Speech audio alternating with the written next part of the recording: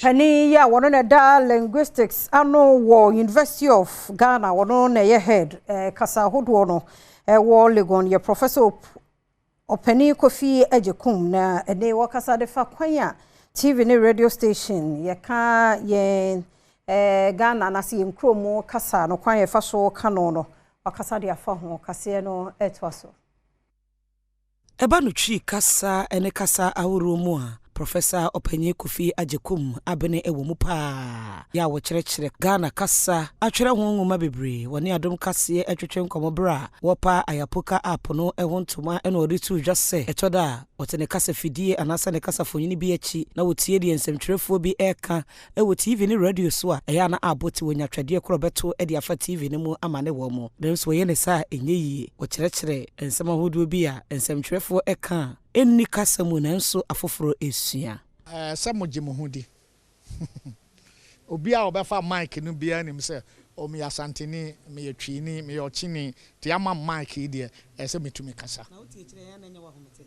aya na kyɛ sɛ meto twɛde fa mframam na yeyi a nka meto bi o ana me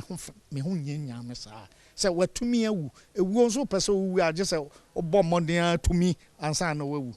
nti sɛ nsɛmtwerɛfo a mode kasa di dwuma no de sɛ modi nka ho sɛ onipa bi a usua de bia ompɛ sɛ usua bi nka ho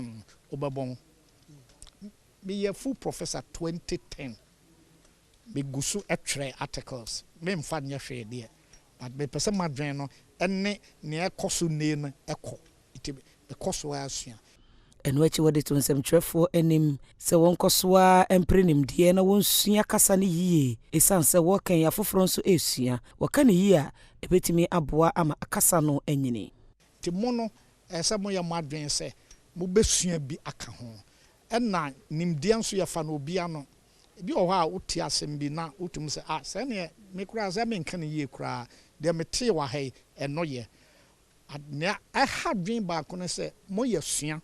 nti sɛ bakro te sɛ ɔman for ɛka ne sɛ Adom for ka ne sɛ Peace FM for ka ne sɛ ɛne saa ne ɛka no nti me te sɛ obi ka sɛ dwumadi a edi anim na me wura hɔ